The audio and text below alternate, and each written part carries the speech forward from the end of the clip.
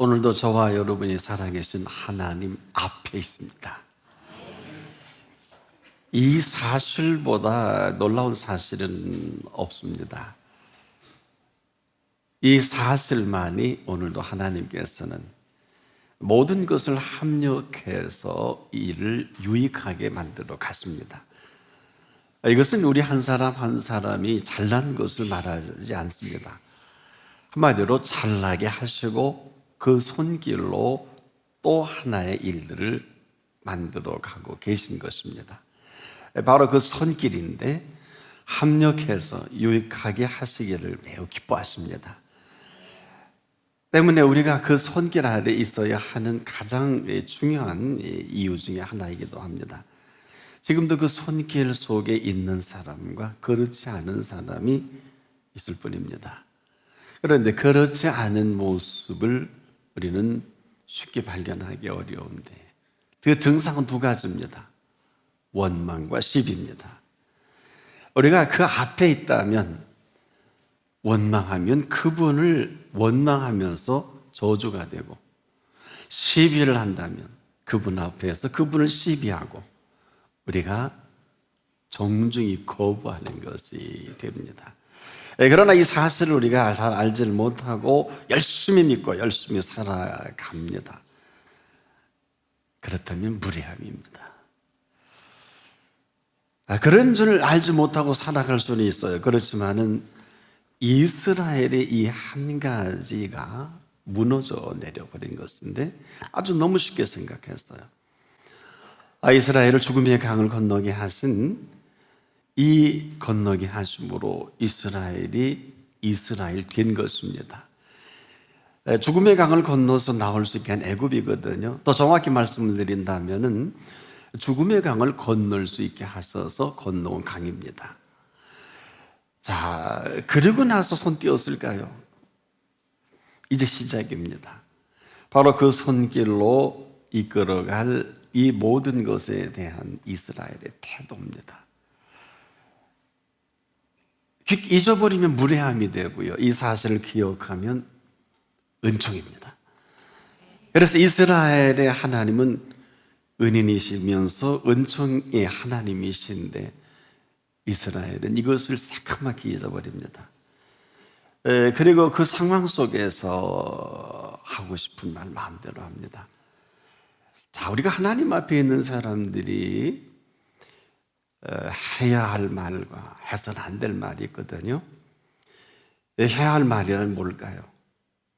그분을 그 살아계신 앞에 있음을 인정하는 것입니다.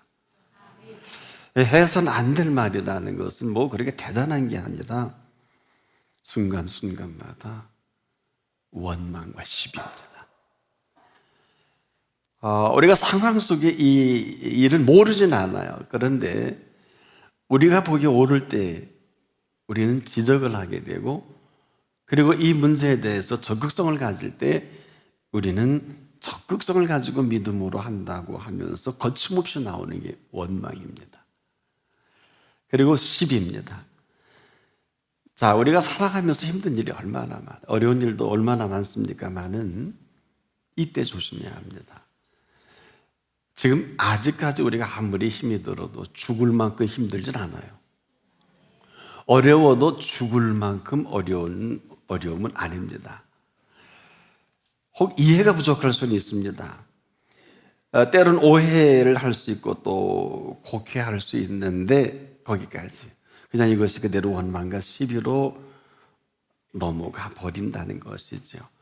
이럴 때 하나님께서는 아무리 하나님이고 싶어도 그럴 수가 없어요. 이 사건 자체가 그대로 하나님을 원망하는 것이 됩니다. 여기까지입니다. 그래서 우리가 하나님은 살아계시는가, 하나님 지금 뭘 하시는가. 하나님이 하시는 일은 사실 저도 잘 알 수가 없어요. 왜냐하면 때로는 우리가 이해되지 않을 때 내가 참 잘 이해되는 일들 같은 것이 하나님의 뜻으로 나타난 경우는 좀 드물고요. 우리가 이해하기 힘들고 받아들이기 어려운 일들을 지내놓고 보면 엄청나게 어마어마한 일들이 감춰져 있는 것을 발견할 때 우리는 그걸 못 참아서 그냥 하고 싶은 말이 원망이고 하고 싶은 표현이 시비입니다. 근데 그분이 들으신다는 거예요. 그분이 오늘 일하시고 합력해서 하나님의 일을 만들어내는 일의 정면 거부가 바로 시비가 되죠. 이건 대단히 민감한 사안입니다. 이런 무지만 아니면, 또 우리가 이런 거부만 아니면 그렇게 살 이유는 없거든요. 혹시 여러분 한 분 한 분 자신을 한번 점검해 보세요. 내가 어느 상황에 서 있는지. 아무리 해도 안 되는 거 있죠. 또 우리가 상황이 이해가 되지 않는 부분이 얼마나 많습니까만은 굳이 뭐 우리가 이해하려고 또 정리할 필요가 없어요. 우리 지혜가 없어요. 아주 그 과거도 정리가 안 되고 현재도 그렇고 미래도 그렇고 하나님 흉내낼 수 있어요. 그리고 하나님인 척하는 사람도 꽤 많습니다. 또 우리가 그런 줄 아는데 그렇지 않습니다. 우리가 잘하면서 꼭 이런 말하게 되죠. 야, 너는 왜 그것밖에 안 되냐? 근데 말 맞지 않습니까? 근데 맞는데 틀리는 것은, 지적은 맞는데요, 그 사실은 나도 똑같은 일을 반복했던 것입니다. 그런 나를 이만큼 이런 나로 만들어 주신 거거든요. 우리가 이걸 새카맣게 잊어버린 것입니다. 그래서 안 되는 게 아니라 우리가 그럴 수 없는 사람들인데 어느 틈엔가 슬금슬금 넘어갑니다. 그리고 원망하고 시비합니다. 문제 지적은 맞습니다만은 이것은 더 정확하게 표현한다면 문제를 모르고 답을 하는 것과 같아요. 자, 문제를 모르고 답을 할 수 있단 말입니다. 이 말은 안 되지 않습니까? 여러분, 문제를 모르는데 어떻게 답을 할 수가 있을까요? 이런 부분들이 문제를 모르면 계속 답을 원합니다. 계속. 참 안타까울 수 없어요. 여러분, 이 문제를 모르니까 답을 알 수도 없을 뿐 아니라 그냥 그대로 이 자체가 원망과 시비가 됩니다. 이것은 사실 그가 아니라 우리가 아까도 언급한 대로 하나님 앞에서의 모든 것이 됩니다. 또 그러지 않습니까? 너 왜 그렇게밖에 할 수 없느냐? 이것도 틀린 건 아니거든요. 하지만 그렇게 할 수밖에 없는 이것은 그렇게 할 수밖에 없는 것이 아니라 그렇게밖에 준비된 것이 없거든요. 여러분, 그것이 준비한 그 결과란 말이에요. 근데 이 준비는 많은 준비를 말하지 않습니다. 해야 할 준비입니다. 해야 할 준비라는 것은 내가 무엇을 해야 하는 것을 말하지 않고요, 무엇을 원하는지에 대한 그 준비입니다. 우리가 양육에 대해서 모르는 사람은 없어요. 그런데 양육할 때 가장 중요한 게 뭘까요? 핵심 키워드는 보살핌이거든요. 근데 우리가 양육을 하면 자꾸 가르쳐야 되는 줄 알아요. 근데 틀린 건 아니에요. 보살피는데 가르치는 게 먼저냐, 아니면은 그 외에 다른 그 뭐가 있느냐. 분명한 것은, 양육에서 필요한 것은 여러분 무엇을 가르치는 것이 아니라 필요한 것을 채워주는 것을 말합니다. 보세요. 어린아이가 배고파합니다. 일단 먹여야죠. 아이가 너 왜 배고프니? 왜 줬는지 안 먹었니? 이게 되는 말이 아니거든. 근데 그렇지 않을 것 같은데 우리가 지금도 끊임없이 이 양육에 있어서 가장 중요한 것을 못하는 게 바로 보살핌이에요. 더 분명히 말하자면 이 아이에게는 언제나 어머니가 곁에 있어야 합니다. 왜 그럴까요? 아이가 누구하고 대화를 해요? 아이가 누구하고 살아가요? 한번 생각해 보셨나요? 여러분, 양을 보살피시는 이는 목자이십니다. 양을 보살피는 이는 목자이신데 양이 목자를 보살필 수는 없을 것입니다. 그래서 언제나 양은 목자의 보살핌이 필요합니다. 그래서 양은 양을 양육할 때 목자가 이 모든 것들을 친히 그 손길로 보살피시는 것을 말할 수 있는데, 만약에 이 손길을 떠나면 어떻게 될까요? 양은 생명을 유지할 수가 없어요. 이것이 우리의 삶 속에 나타나는 게 원망과 시비입니다. 자, 나를 나되게 하신 분 앞에서의 나됨이 너무 쉽게 잊어버리는 거예요. 오늘도 지금 저나 여러분을 이만큼 오늘 이렇게 살게 하신 그분 앞에 지금 온 것입니다. 자, 여러분, 그분 앞에서 우리가 내 생각과 내 판단대로 원망과 시비를 한다? 이거보다 심각한 건 없어요. 모든 진단은 그럴싸합니다.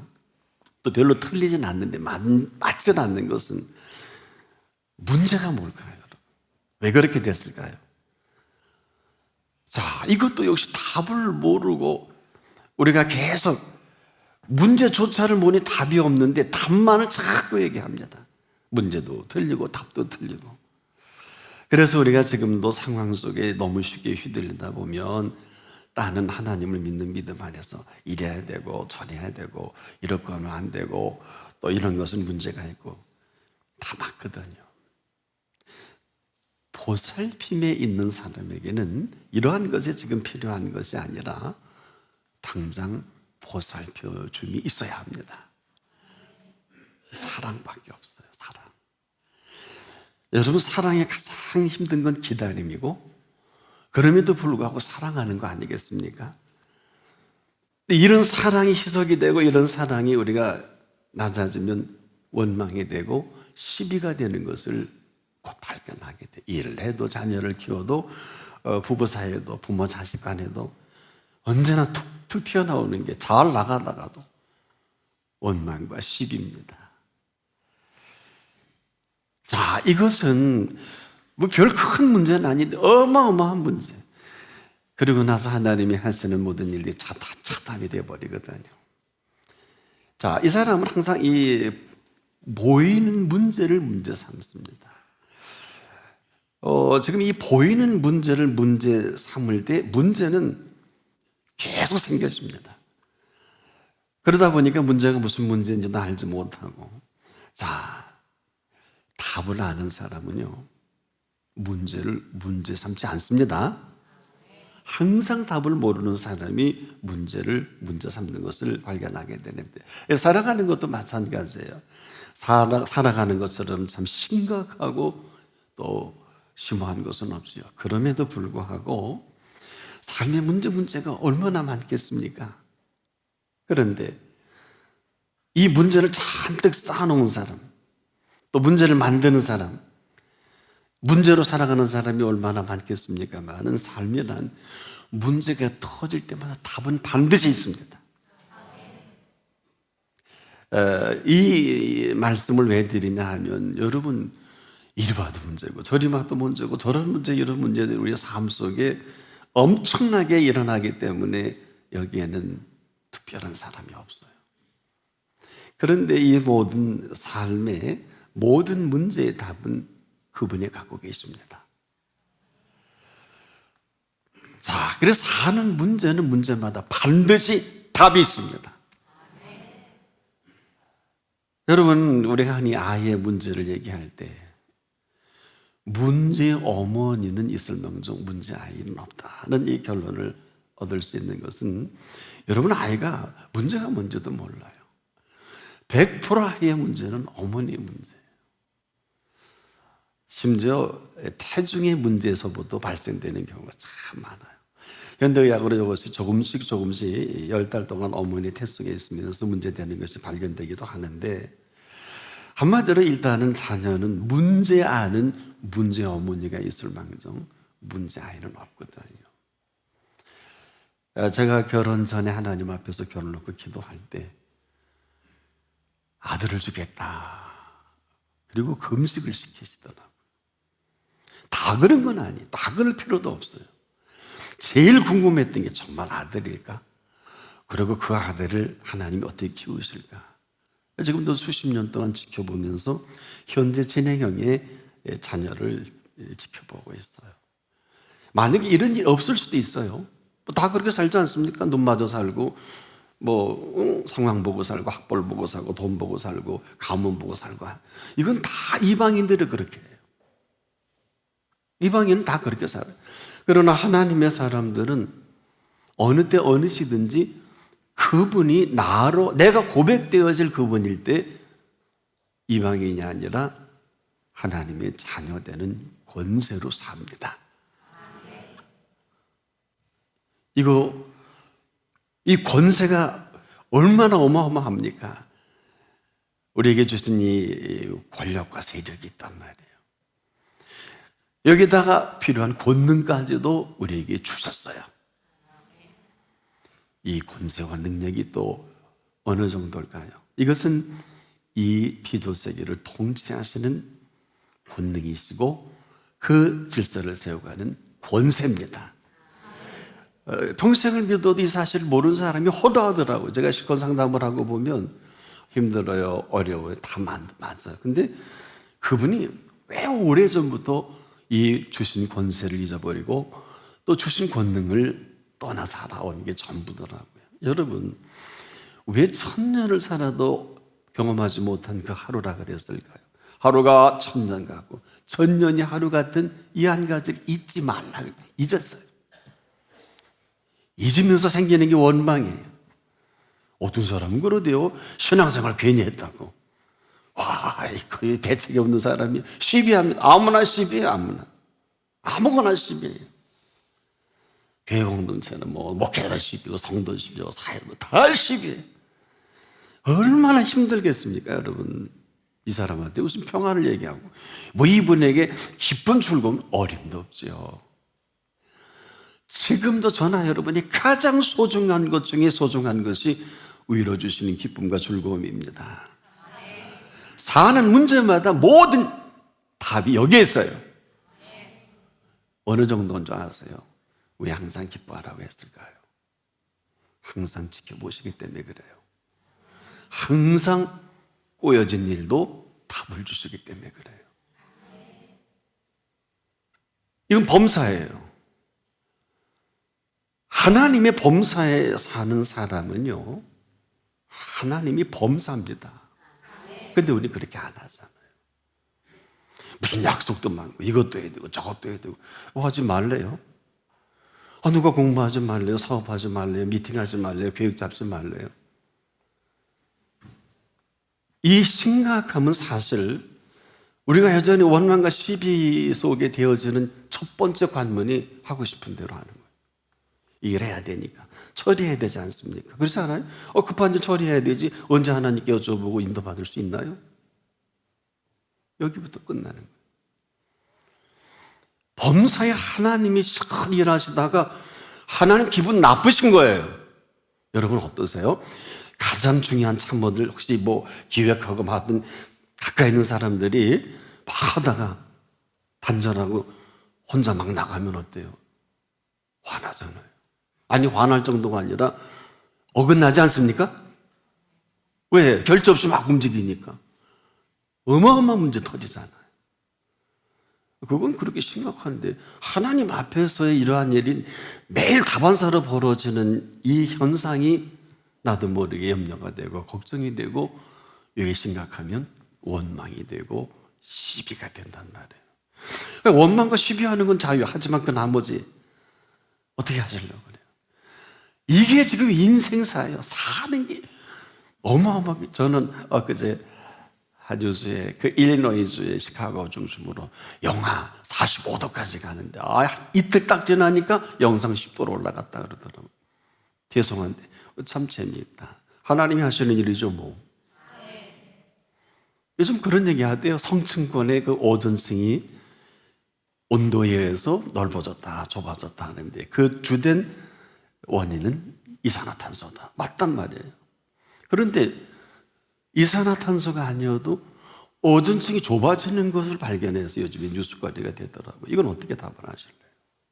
요즘에 뉴스에 나오더군요. 자, 답을 아는 사람은 절대 문제를 문제 삼지 않습니다. 예수님께 문제가 있을까요? 예수님은 그냥 답을 먼저 하시는 분입니다. 묻지도 않았는데 먼저 답을 가르쳐 주셨어요. 저 나이로 유리방어하는 걸 볼 수가 없으셔서. 그렇지 않습니까? 딱 막아줘서 뭐라 그런 줄 아세요? 내가 길이다. 왜? 길 없이 헤매는 거 아니에요. 쓸데없이 돈을 헤매지 말라는 거예요. 오늘 그런 분 만났어요. 뭐 지금까지 뭐 암에서 낳고 엄청난 일을 했고 다 과거예요. 대단한 엄청난 일들 한 건 다 지난 일이에요. 지금은 그런 시간이 아니에요. 그래서 예수님이 딱 막아서셔서 내가 길이다. 그러면 어때? 이제 다른 길로 가서는 안 된단 말이에요. 오늘 한번 중요한 길이 다 달라요. 내가 만든 길은 내가 책임을 져야 돼요. 이게 그렇게 힘든 거예요. 이게 그렇게 사건이 많아요. 이 일 터지고 저 일 터지고 저 일 터지고 이 일 터지고. 근데 그분이 인도하시는 길은 이 일 터지고 저 일 터지고 이렇게 생기고 저렇게 생기는 모든 것들을 책임을 지신단 말이에요. 그래 막아주신 거예요. 어떤 사람도 이걸 또 피해 다녀야 돼요. 답은 없어요. 또 내가 진리다. 하도 말들이 많아요. 요즘 얼마나 진리인 척하고 진리인 줄 알고 뭐 심지어 정의 공의 뭐 우리 DNA에는 뭐가 없다. 참 별별 극악한 소리를 다 하는데 하나님이 개입 안 할 수 없을 정도까지 올라가더라고요. 자, 진리를 찾는다고 쓸데없이 고집 피우지 말고 지금 묻기를 바랍니다. 이러다 한 세월 보내는 사람들이 특히 그리스도인들이 10명에 9이 그래요. 속상해서 그래요. 뭐 제가 어떤 비판하는 게 아니에요. 아니 왜 그렇게 사셨어요? 예수를 평생 믿으면서. 저희 그 전남면대 식구 중에 한 8명 정도가 돼요, 목회자가. 근데 이분들도 그렇게 살대요. 장로님이 여러 분 계시고요. 뭐 서울 장안에 좀 어느 교회라면 알만한 그곳에 권사 장로가 제 형제들이 있어요. 자, 근데 참 안타까워요. 아니 예수 믿는 거 맞아? 참 여러분 오래 믿은 건 다 과거사입니다. 오늘은 새날이에요. 오늘 인도 받으셔야 돼요. 한 분도 예외 없어요. 갑자기 화나면 내일도 우리나라도 영하 한 40도로 내려갈 줄 누가 알아요? 그럼 모든 게 마비되지 않을까요? 근데 요즘 같아서는 그럴 수 있을 것 같아요. 제가 하얼빈에 일이 있어서 갔을 때 영하 30도는 제가 겨울철에 한번 경험해 본 일이 있어요. 중요한 일로 영하 30도가요. 집에 와서 냉장고를 보니까 냉동고의 온도가 몇 도인 줄 아세요? 19도. 네? 30도에 하루 종일 거기서 그러니까 빙등제를 할 만하더라고요. 영하 30도, 근데 45도 되면 일이 터질 것 같네요. 지금도 예수님은 저와 여러분이 진리했습니다. 시간 없어요. 하도 안타까우시니까 내가 생명이다. 자, 이 이야기의 생명은 헬라어로 보면 조에 영원한 생명을 기록이 됐는데 우리말에는 그냥 생명이죠. 요한복음의 개념의 생명은 하나같이 전부 다 영원한 생명으로 그렇게 정리하고 보시면 큰 은혜가 됩니다. 생명에 관해서는 더 헤매지 말라. 왜 그러냐?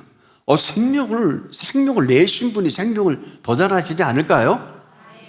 시계 만든 사람이 시계가 문제가 되면 고치다가 안 되면 다시 해다 주더라고요. 한 3개월 걸리더라고요. 스위스 속에 있는 시계들은 뭐 거의 새 거로 돼서 나오대요. 그리고 보증서까지 붙여오더군요. 경험 한번 해봤는데. 그거 괜찮다. 보증서까지 오더라고, 수리에. 괜찮으시긴 그렇게 해주더라고요. 그럼 괜찮은 저와 여러분은 지으신 분이 어떻게 해드리면 참 좋으시겠어요? 오늘입니다. 다른 곳에 있지 말아야 될 이유가 여기에 있어요. 여러분은 우리가 얼마나 바빠요. 어릴 때 이런 소리 많이 들었어. 예배 보러 가자. 그래서 다 예배 보러 갔더니 어느 날 예배는 보는 게 아니고 드리는 거란다. 우리가 지금도 예배 드려서 복 받는 건 아니에요. 오늘 이 예배 가운데 영과 진리로 역사하시는 그분을 만나는 거예요. 만나십시오. 인생 허비할 필요가 없어. 인생을 이렇게 해보니까 길지 않더라고요. 저도 남은 생애를 보니까 많지는 않더라고요. 근데 모르겠어요. 제 생각이지. 하나님이 또 사도 요한처럼 백수를 누리게 하면 괜찮은 것 같고요. 2000년 전에 백수를 누린 사도 요한입니다. 우리 마음대로 안 돼요. 자, 지금 우리에 대해서 생명에 관해서는 이 땅에 있는 모든 걸 다 동원해도 썰에 불과하지.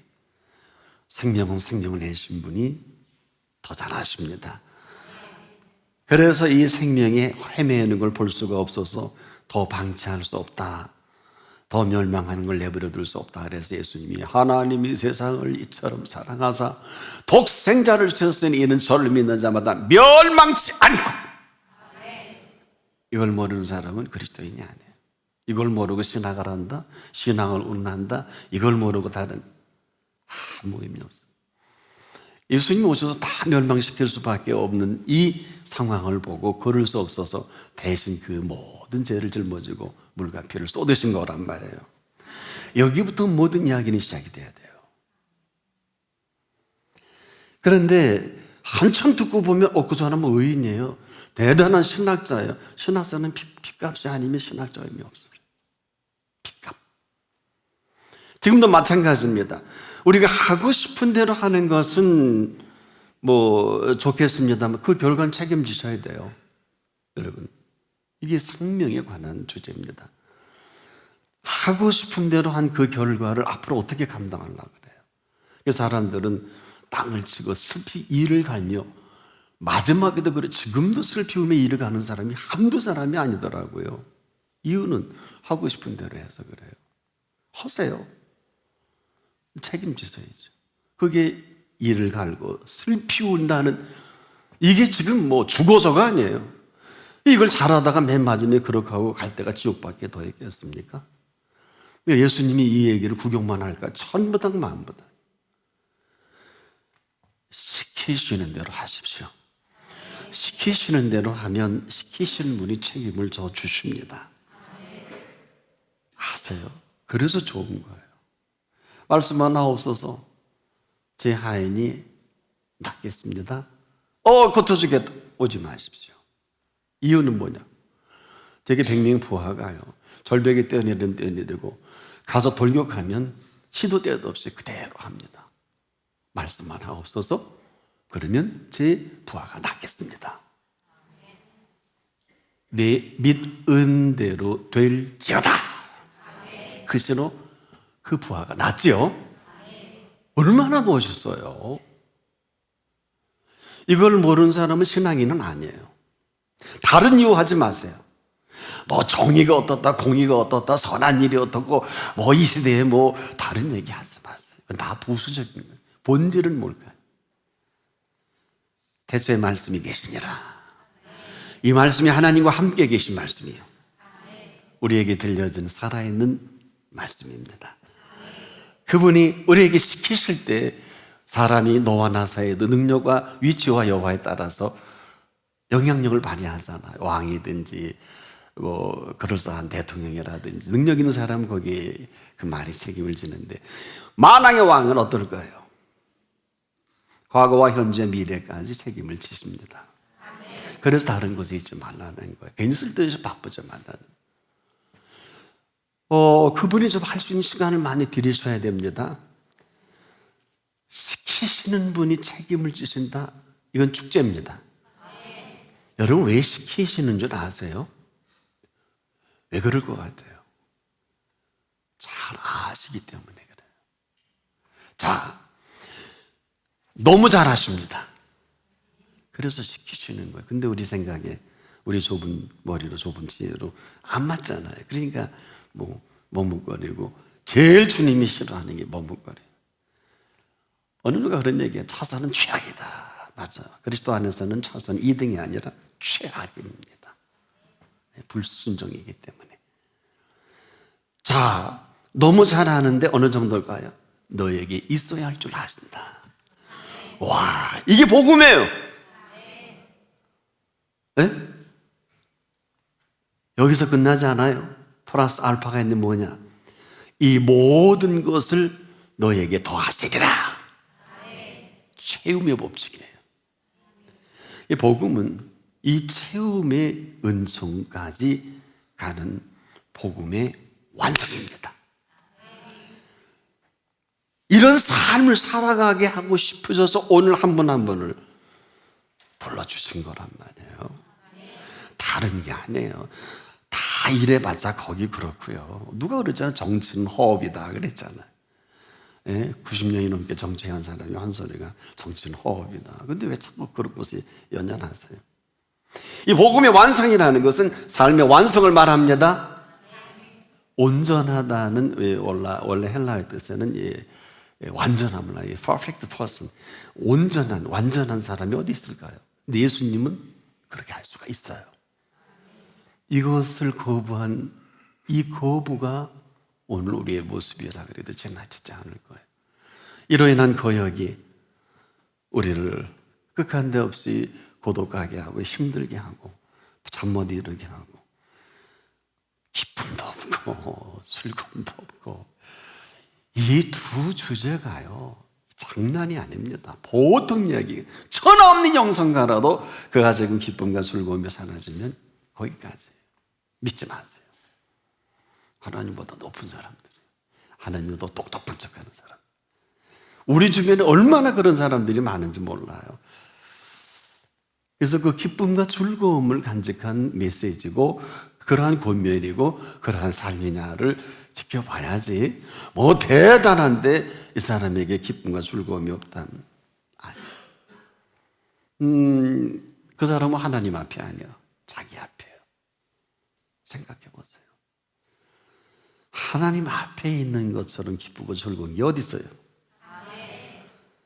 그래서 이 채움의 법칙으로 채움을 받은 사람이 이런 표현하잖아요. 내가 부족함이 없으리로다. 이거는 형이상학적 얘기가 아니에요. 얼마나 좋은지 할 말이 내가 부족함이 없으리로다. 이것은 실제하는 인간의 삶의 한 모습입니다.